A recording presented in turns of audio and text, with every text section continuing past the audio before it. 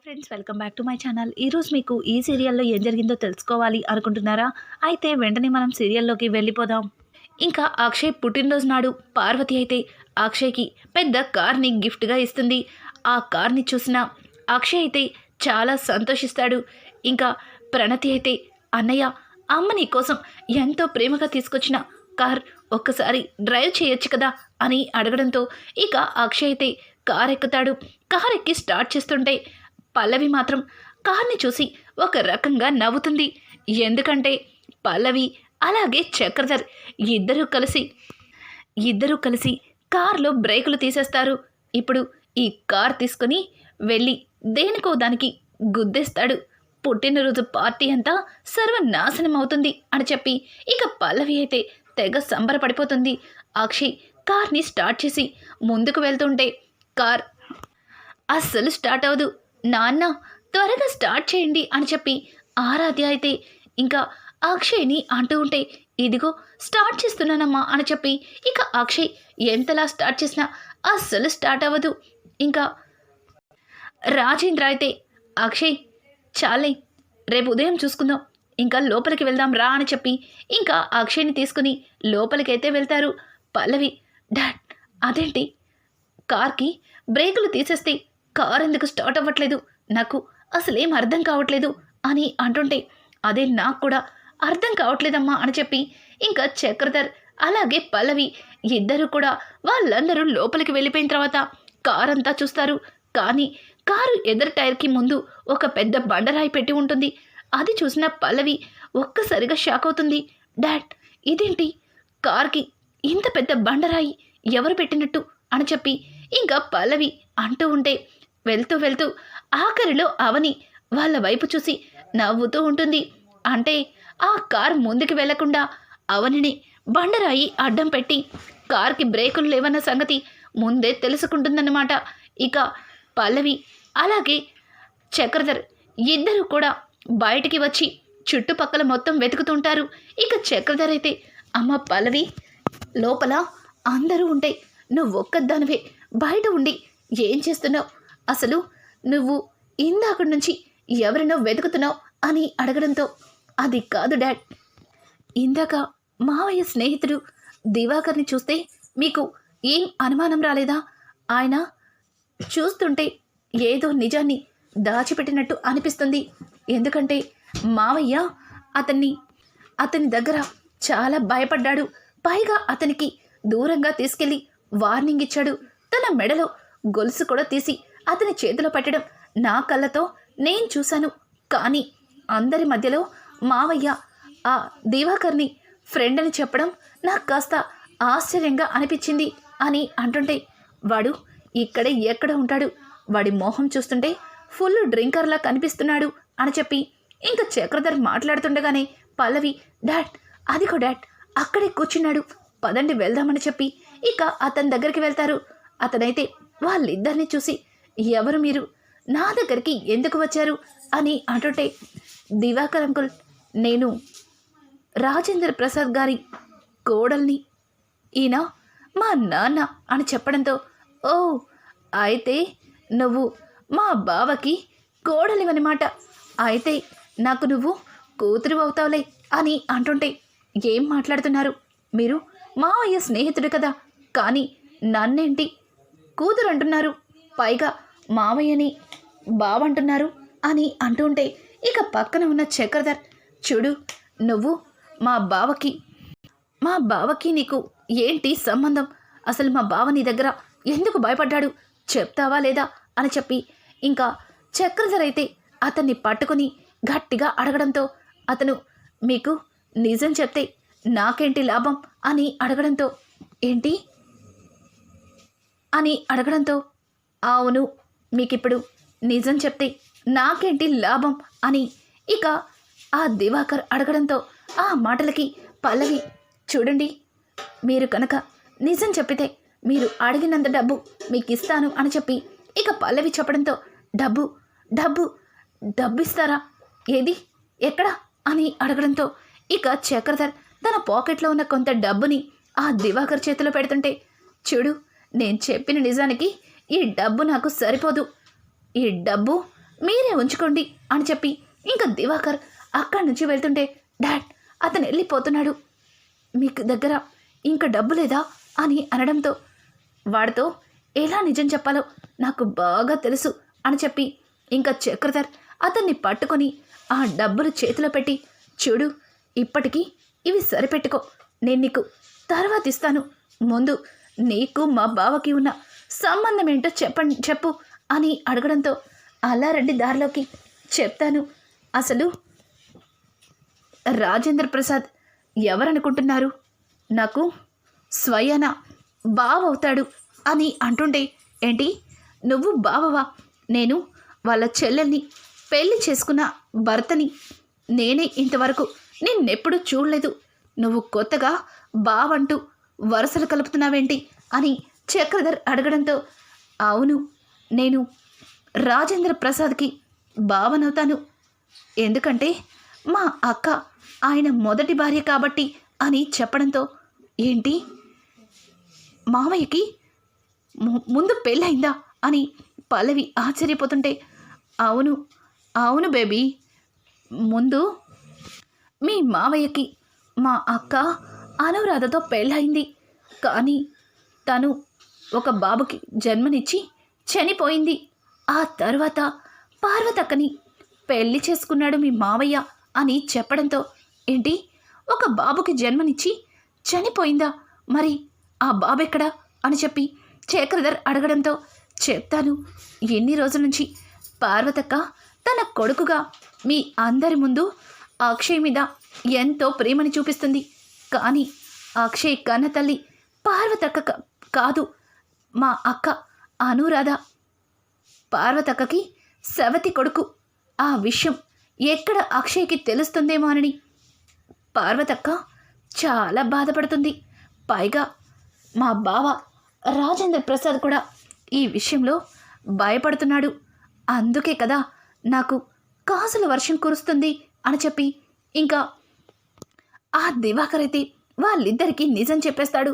ఒక్కసారిగా పల్లవి చక్రధర్ ఒకరినొకరు చూసుకుంటారు.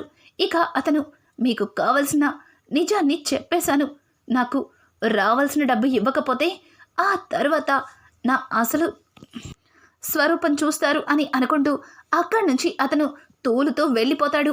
ఇక పల్లవి అయితే చక్రధర్తో, డాడ్ అసలు ఇదంతా వింటుంటే నాకు నిజంగా ఆశ్చర్యంగా అనిపిస్తుంది, అసలు అక్షయ్ బావా పార్వతత్తయ్య కొడుకు కానే కాదు, అంటే ఆ అవని ఆ ఇంటికి కేవలం కోడలు మాత్రమే, పార్వతత్తకి అక్షయ్ బావకి ఎట్లాంటి సంబంధం లేదు కాబట్టి ఇక నేననుకున్న ప్లాను మరింత ఈజీ అవుతుంది, ఇంకా వాళ్ళిద్దరినీ బయటికి పంపించడానికి నాకెక్కువ సమయం కూడా పట్టదు, అసలు ఇంత ఈజీ అవుతుందని కలలో కూడా అనుకోలేదు అని చెప్పి ఇక పల్లవి మాట్లాడుతూ ఉంటే ఆ మాటలకి చక్రధర్ అయితే, బేబీ అక్షయ్ మీ అత్తయ్య కొడుకు కాకపోవచ్చు, కానీ అక్షయ్ కన్న తండ్రి మాత్రం మీ మావయ్యే కదా, మరి అక్షయ్ని ఇంట్లో నుంచి బయటికి పంపించేస్తే చూస్తూ బావెందుకు ఊరుకుంటాడు అని చెప్పడంతో, డాడ్ అదంతా నేను చూసుకుంటాను అని చెప్పి పల్లవి అయితే చాలా సంతోషంగా లోపలికి వెళ్తుంది. ఇంకా బర్త్డే ఫంక్షన్ పూర్తయ్యాక ఉదయాన్నే పల్లవి అయితే అవనిని వెతుక్కుంటూ అవని దగ్గరికి వస్తుంది.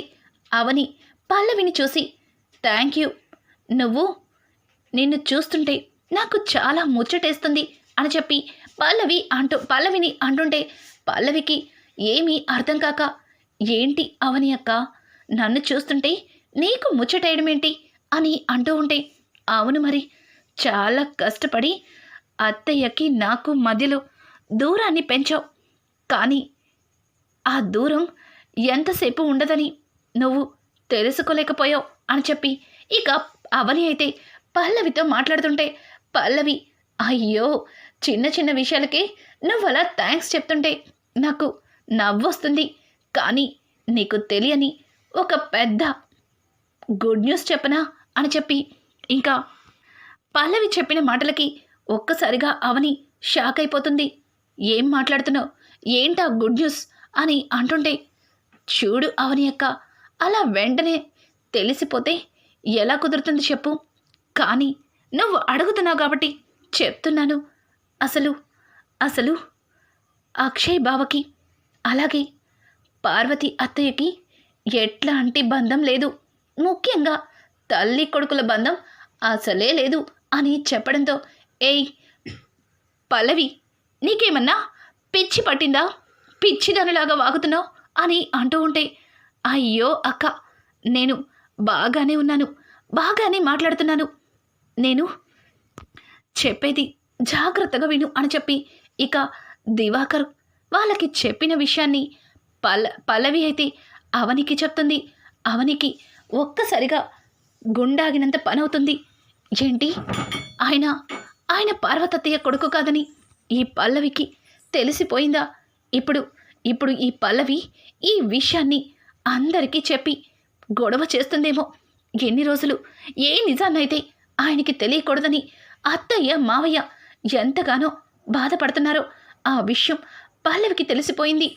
ఆ నిజం నాకు తెలియనట్టే ఉన్నాను. కానీ పల్లవి మాత్రం ఈ విషయాన్ని పెద్దది చేసి నానా గొడవ చేస్తుంది. నిజం తెలిస్తే ఆయన చాలా బాధపడతారు. అలాగే ఆయన దూరమైతే అత్తయ్య కూడా తట్టుకోలేరు. ఇప్పుడు ఏం చేయాలి అని చెప్పి ఇక అవని అయితే తనలో తను ఆలోచిస్తూ బాధపడుతూ ఉంటుంది.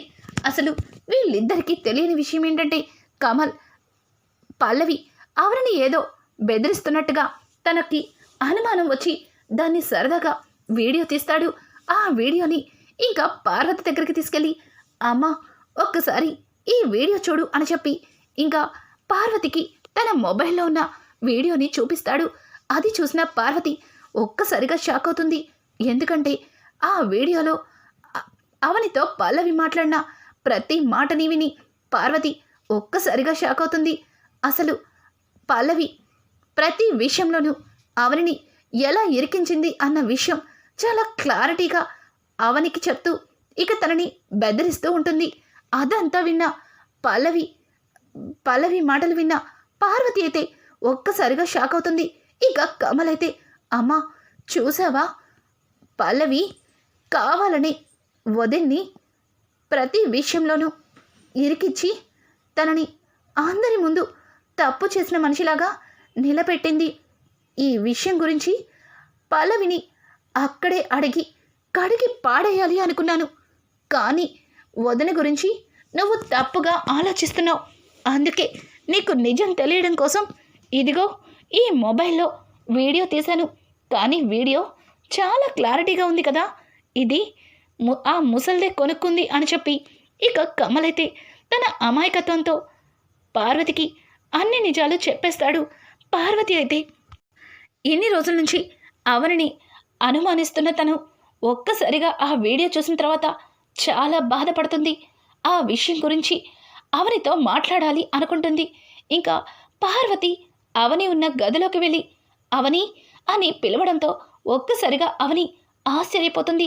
ఎందుకంటే పార్వతి తన మీద చాలా కోపంతో ఉండడం వల్ల తనతో సరిగా మాట్లాడని పార్వతి అవనిని పిలవడం తన మనసుకి చాలా సంతోషాన్ని కలిగిస్తుంది. అత్తయ్య, మీరు నన్ను పిలిచారా?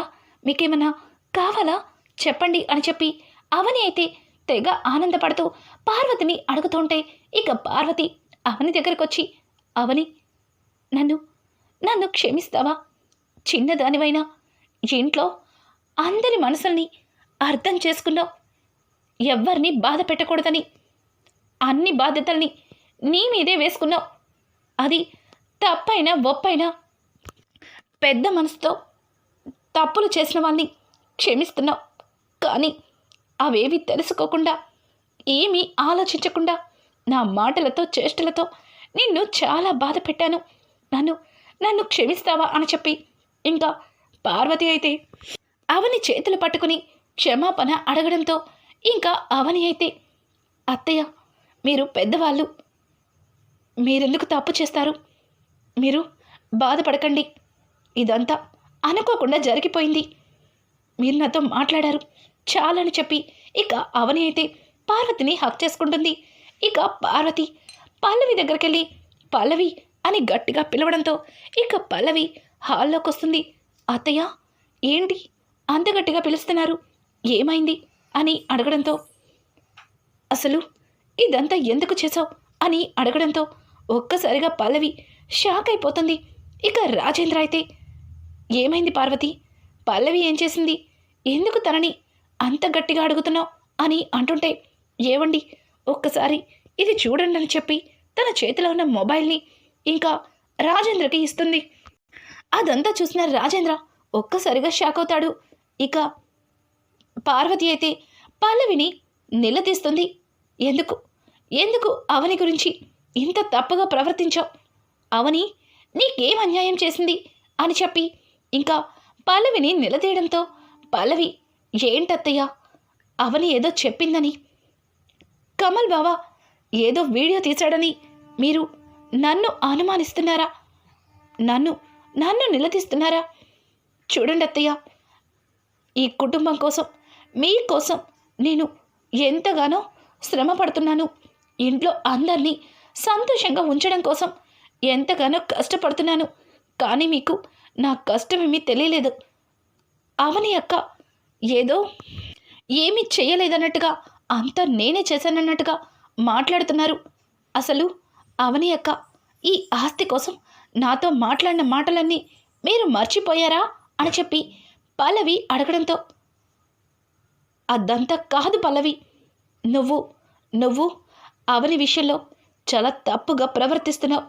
తనని తప్పుగా చూపించడం కోసం నువ్వు చేసేవి చాలా పెద్ద తప్పులని చెప్పి ఇక పార్వతి అయితే అవనిని అస్సలు ఊరుకోదు. అన్ని విషయాల్లో కూడా చాలా గట్టిగా అడగడంతో అవని పల్లవి తట్టుకోలేక, మావయ్య, అత్తయ్య నన్ను ఇలా అందరి ముందు ఒక దోషిలాగా నిలబెట్టింది. కానీ నేను ఏ తప్పు చేయలేదు. అయినా కన్న కొడుకు భార్యని నన్ను వదిలేసి ఒక పెంపుడు కొడుకు భార్య చెప్పింది విని నన్నిలా నిందించడం ఏమాత్రం కూడా బాగాలేదని చెప్పి పల్లవి అందరి ముందు అక్షయ్ పార్వతి కొడుకు కాదన్నట్టుగా మాట్లాడడంతో పార్వతి చాలా కోపం తెచ్చుకుని, పల్లవి, ఏం మాట్లాడుతున్నావు, పెంపుడు కొడుకు ఎవరు అని చెప్పి ఇక పల్లవి మీదకి చెయ్యెత్తడంతో, మీరు ఆగండి అత్తయ్య, నేను అబద్ధం చెప్పట్లేదు, నిజమే చెప్తున్నాను. అక్షయ్ బావ మీ కన్న కొడుకు కాదు కదా. కానీ మావయ్య అక్షయ్ బావకి ఈ ఆస్తిలో సగభాగం రాశారు. పైగా మిగిలిన ఆస్తిని నలుగురికి పంచుకోమంటున్నారు. ఇదెక్కడి న్యాయం? కన్న కొడుకంటే ఏదో అక్షయ్ బావ అన్నట్టుగా ఇలా చేయడమేంటి? నాకిదేమీ నచ్చలేదు. ఒకవేళ న్యాయంగా కావాలి అంటే 5గురికి ఒకే రకంగా ఆస్తినివ్వాలి. ఇలా ఒక్కొక్కరికి ఒక్కొక్క రకంగా ఆస్తినివ్వకూడదు. పైగా ఈరోజు మీరు అవని అక్కని వెనకేసుకొచ్చి అందరి ముందు నన్నొక దోషిలాగా నిలబెడుతున్నారు అని చెప్పి ఇంకా పల్లవి అయితే అందరి ముందు రాజేంద్రని పార్వతిని నిలదీయడంతో, రాజేంద్ర కోపంగా, ఏంటమ్మా నువ్వు నాన్ను వేలెత్తి చూపిస్తున్నావా? అసలు నా ఆస్తి గురించి మాట్లాడే హక్కు నీకెవరిచ్చారు అని చెప్పి ఇంకా రాజేంద్ర అడగడంతో, ఆ మాటలకి అవని, నేను మీ ఇంటి కోడల్ని, ఇంకా చెప్పాలి అంటే మీ అబ్బాయి నా మెడలో తాళి కట్టాడు అంటే మీ కొడుకుకి భార్యని అడిగే హక్కు అధికారం నాకున్నాయని చెప్పి ఇక పల్లవి అయితే ఆస్తి గురించి నిలదీయడంతో రాజేంద్ర తట్టుకోలేక, ఎవరిదమ్మా ఆస్తి, ఎవరాస్తి ఎవరికి ఇవ్వాలి? ఈ ఆస్తి మొత్తం అక్షయ్ తల్లిది. ఒక విధంగా చెప్పాలి అంటే ఆస్తి మొత్తం అక్షయ్కి చెందుతుంది. కానీ నేను అలా చేయలేదే, కేవలం ఆస్తిలో సగభాగం మాత్రమే అక్షయ్కి ఇచ్చానని చెప్పి ఇక రాజేంద్ర అయితే అవని దగ్గర గుండె పగిలే నిజాన్నే చెప్తాడు. అవని ఏదో చేయాలనుకుని ఏదో చేసి అంతా తన మీదకి తెచ్చుకుంటుంది. ఇక రానున్న ఎపిసోడ్స్లో అవని పల్లవి విషయంలో ఏం చెయ్యబోతుంది, అలాగే పల్లవి వేసిన నిందలకి తల వంచి అవని అక్షయ్లిద్దరూ ఇంటి నుంచి బయటికి వెళ్ళిపోతారా? ఇట్లాంటి లేటెస్ట్ ఎపిసోడ్స్ మరిన్ని కావాలి అనుకుంటే మా ఛానల్ని సబ్స్క్రైబ్ చేసుకోవడం మాత్రం మర్చిపోకండి. Thanks for watching. Hi friends, welcome back to my channel. ఈరోజు మీకు